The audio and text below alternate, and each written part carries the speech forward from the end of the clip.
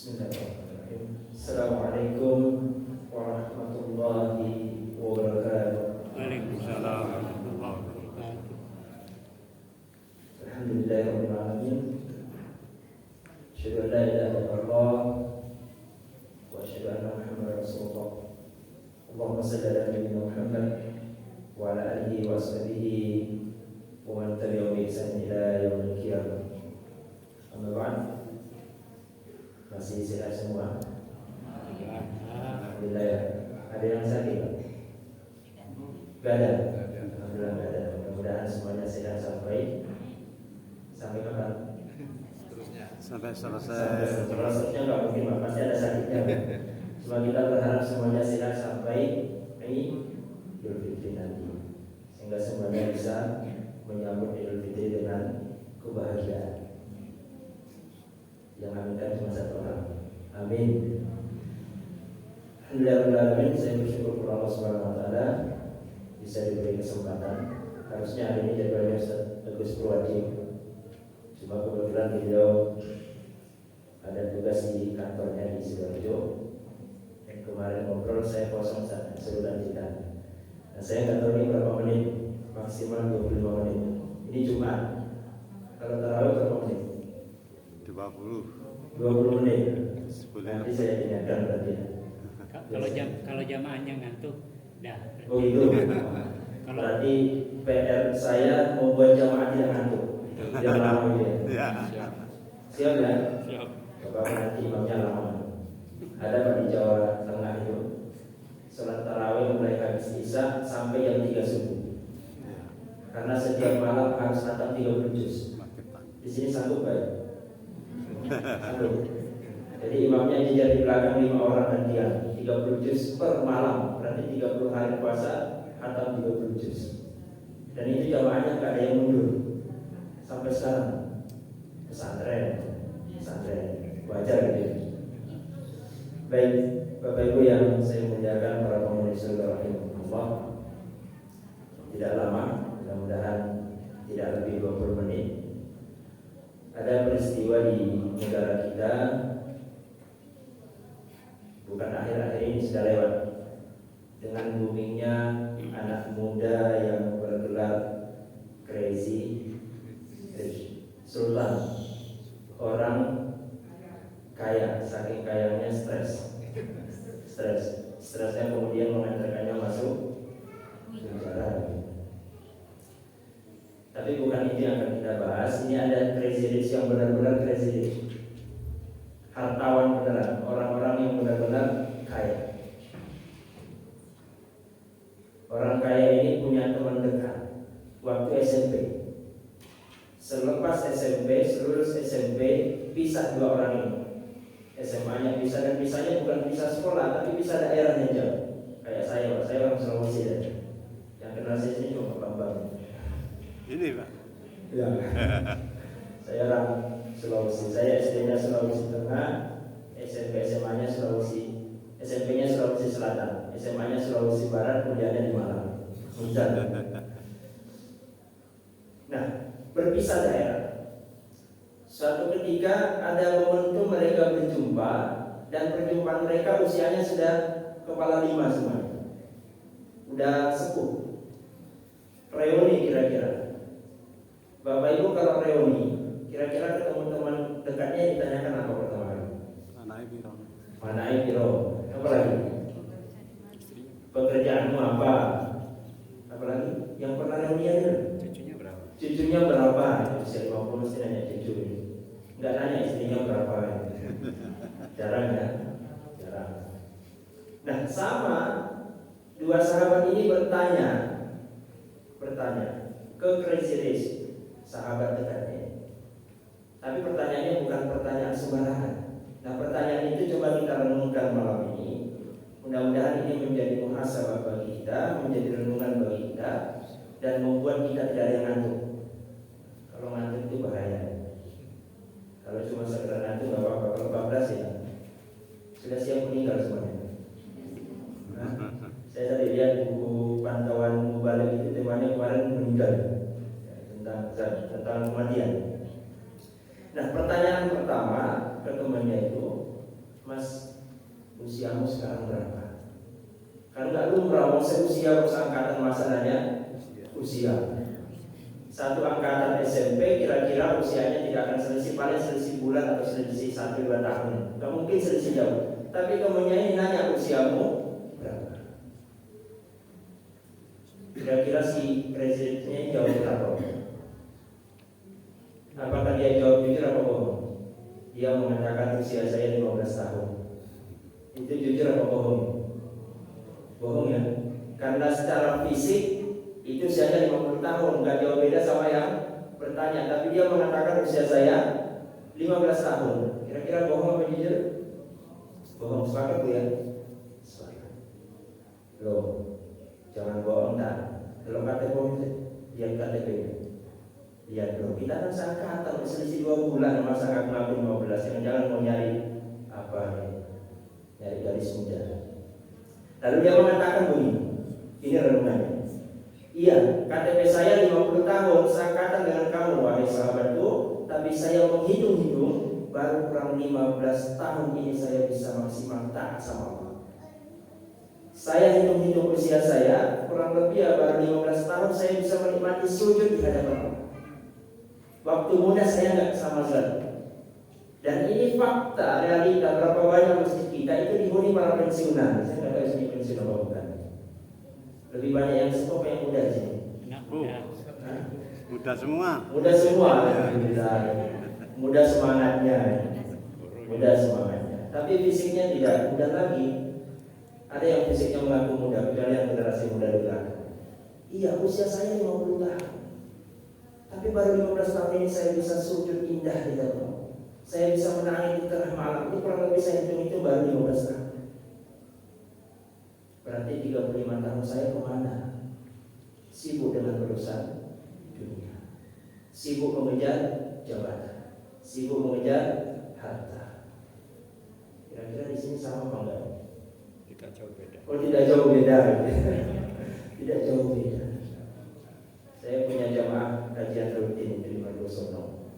Habis sholat datang saya, Ustaz, saya baru bisa menikmati sholat setelah saya pensiun.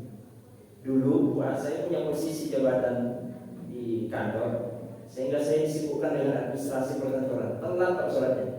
Setelah saya pensiun, saya mulai menghitung-hitung sholat saya. Ternyata lebih dari 50 rakaat. Katanya Nabi dapatnya 50 rakaat. Saya hitung-hitung lebih. Loh, gimana Pak menghitungnya? Saya hitung tahajud saya hitung duha saya hitung 5 waktu wajib saya hitung sunnah-sunnah saya, lebih 50 rakaat. Itu saya bisa nikmati setelah saya pensiun. Sebelumnya nggak tahu sholat. Sholat cuma sholat wajib, sholat sunnahnya kemana? Nah, ini mumpung masih di bulan suci Ramadan, kita berharap nanti keluar dari bulan suci Ramadan, masjid ini tetap seperti ini. Bisa nggak? Terutama yang muda-muda, yang sepuh-sepuh kan masih semangat katanya tadi. Saya nyemangati yang muda-muda, saya masih muda. Ayo masjid. Ayo masjid. Karena usia kita singkat. Di sini paling sepuh usianya berapa? Jamaah sini. 80. Laki atau perempuan? 80 ya. Jamaah saya 86 paling sepuh.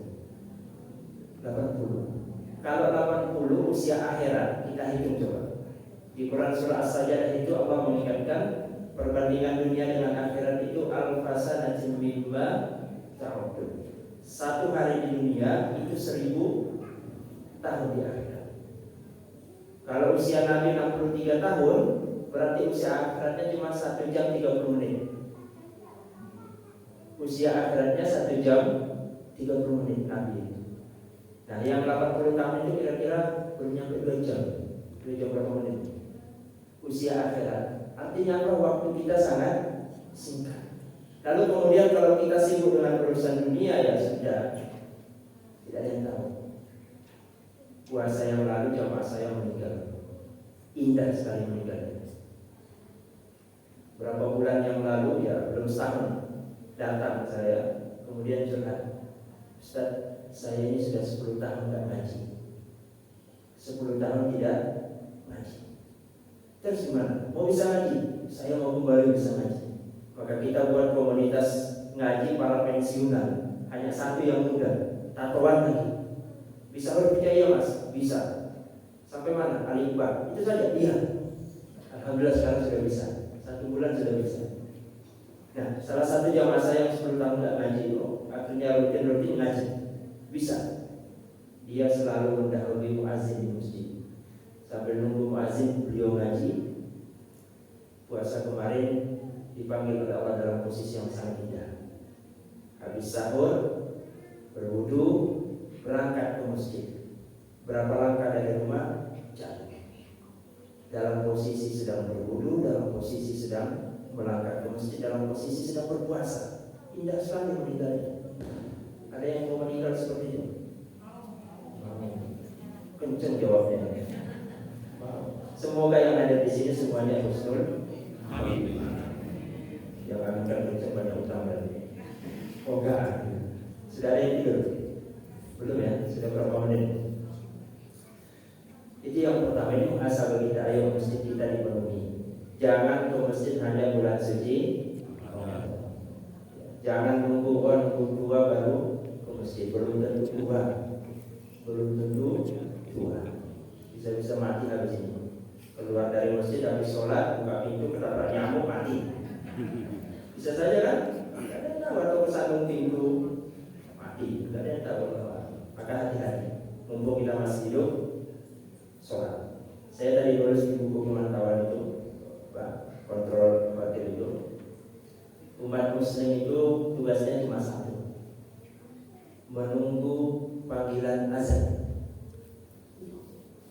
Setelah sholat isya, tugas kita nunggu panggilan azan subuh. Selepas sholat subuh nunggu panggilan azan.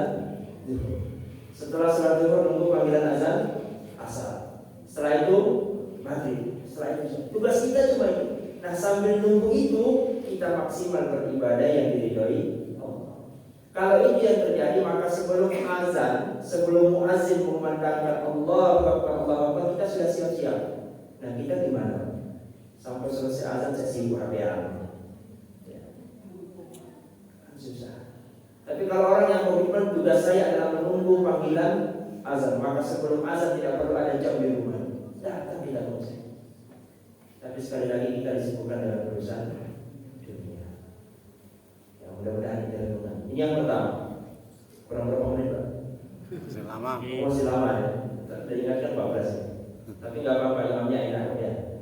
Kalau imamnya enak itu selama apapun tenang. Saya beberapa waktu yang lalu ceramah di Sengkaleng itu, jamaahnya berapa? Jamaahnya cuma 4 top laki-lakinya. Perempuannya 6 atau 5. Kemana Pak? Ya gini Ustaz, 14 semuanya. Karena mahasiswa. Tapi di sini saya senang masih banyak ya. Mudah-mudahan istiqomah semua. Amin. Lalu pertanyaan yang kedua, saya sampai lupa pertanyaannya. Karena tugas saya berat ini, membuat jamaah tidak tidur. Jadi di kepala ini harus gimana caranya nggak ada yang tidur. Khawatir saya kalau tidur 14. Pertanyaan kedua temannya, berapa banyak hartamu? Padahal temannya ini tahu kalau yang ditanya itu seorang crazy, seorang hartawan, pengusaha besar. Tentu hartanya tak terhitung jumlahnya. Ya, tidak mungkin jumlahnya cuma ratusan ribu, nggak mungkin. Pasti jutaan, bahkan triliunan. Kenapa? Karena perusahaannya tersebar tidak di negara saja, bahkan luar negeri tersebar cabang-cabang. Saking suksesnya temannya. Tapi temannya masih tanya, hartamu berapa? Lalu si teman ini menjawab, ya kira-kira harta saya tidak lebih dari 30 juta. Percaya nggak? Enggak percaya. Perusahaan tersebar loh. Tapi dia mengatakan iya. Secara kalkulasi matematika, mungkin harta saya kalau lihat rekening saya ya tak terhitung jumlahnya. Ada yang punya rekening seperti itu. Yang ada di aja rekening tagih hutang. Nah, itu banyak rata-rata. Tak terhitung jumlahnya. Tapi saya hitung-hitung, yang saya sedekahkan di jalan Allah itu masih kurang lebih 30 juta. Harta saya yang saya sedekahkan untuk agama Allah itu kurang lebih masih 30 juta. Kita di sini ahli sedekah semua wajahnya. Ya, insyaallah ya. Gak tahu sedekahnya apa masalahnya. Sedekahnya senyum, paling gampang ya. Sedekah paling mudah itu senyum. Pokoknya senyum, kalau lihat tembok senyum, ketemu monyet senyum. Ya enggak gitu. Ya kalau ketemu apa-apa senyum. Sedekah paling mudah emang senyum. Tapi ada sedekah yang diutamakan, bantu agama. Bantu agama. Kalau lewat apa? Kalau punya kemampuan dana ya. Saya sering menyampaikan filosofi main bola. Ini Arema semua kan? Ada yang bukan Arema? Arek Makassar. Oh, Arema Makassar. Arema Makassar. Saya bukan orang Makassar, saya orang Polewali Mantan. Polewali Mantan itu kemarin ada kasus kekerasan suami istri kepada suami.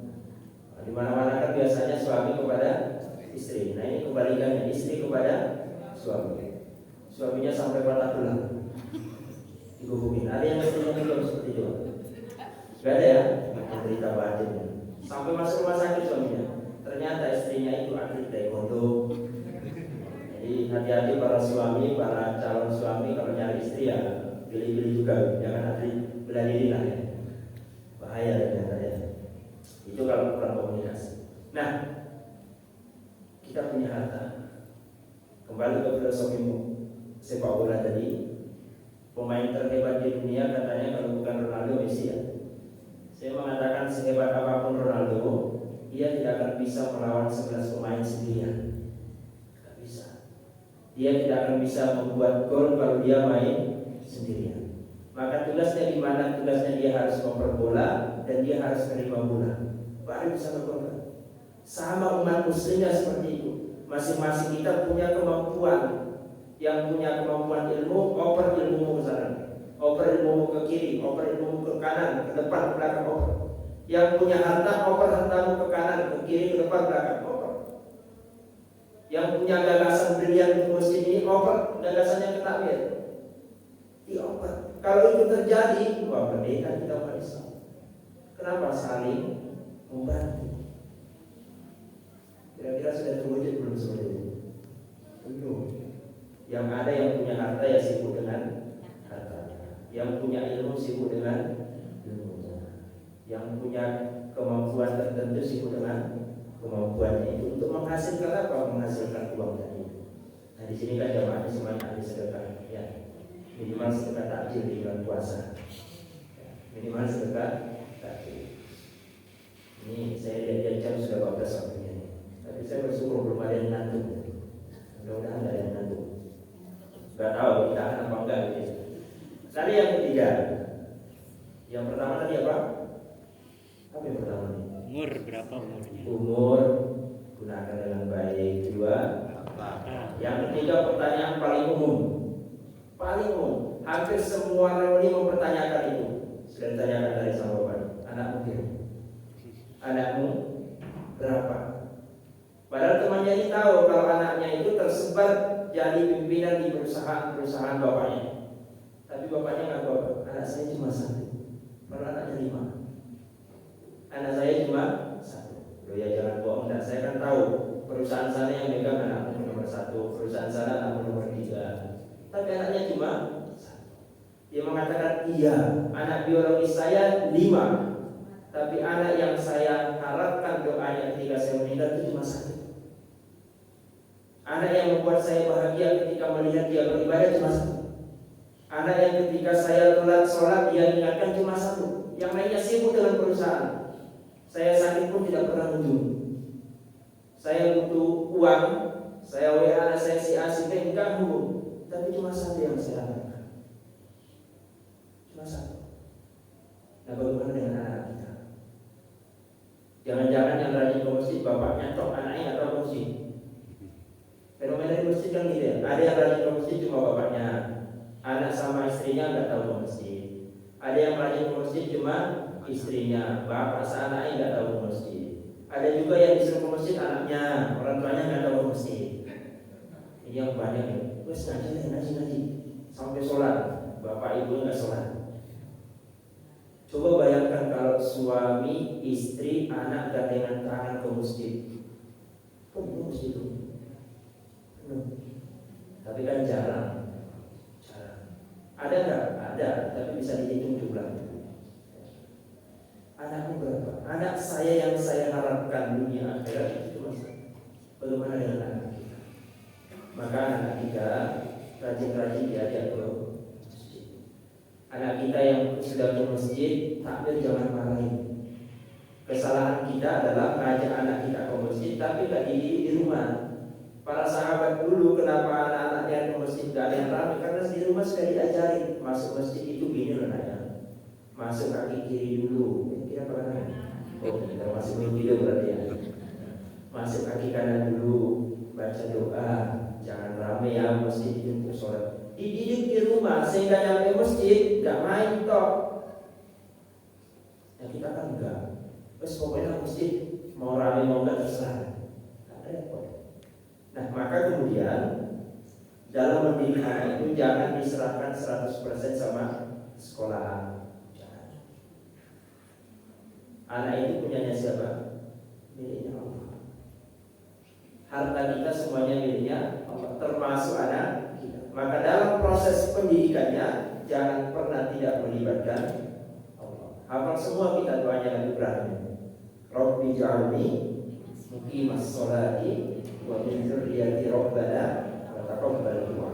Rabbana ighfirli wa liwalidayya wa lil mu'minina yawma yaqumul. Doanya Nabi Ibrahim. Nabi Ibrahim tidak mendoakan Ismail sama Ishak, tidak. Tapi Ismail, Ishak, anak-anaknya, keturunannya. Wa min dzurriyyati, dan semua anak keturunannya didoakan semua. Kita berapa kali doakan anak kita? Saat ujian kok mau ujian sekolah.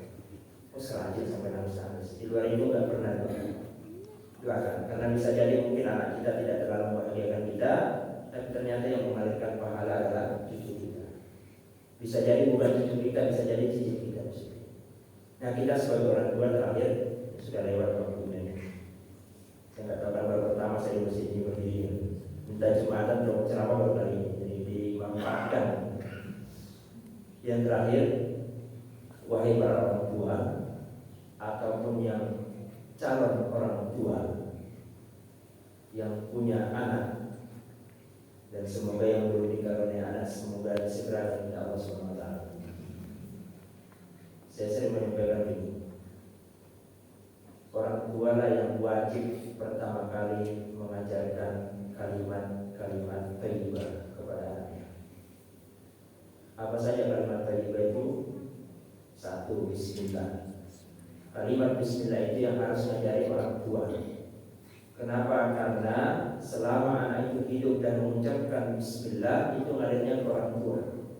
Tapi kalau anak-anak kita yang ngajari pertama guru TK-nya, yang dapat pahala guru TK-nya.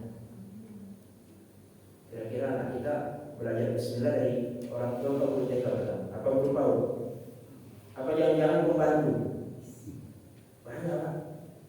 Yang ngajarin pembantunya, yang ngajarin surah Al-Fatihah pembantunya. Maka anak itu selama hidup baca Fatihah pembantu yang dapat pahala, bukan orang tuanya.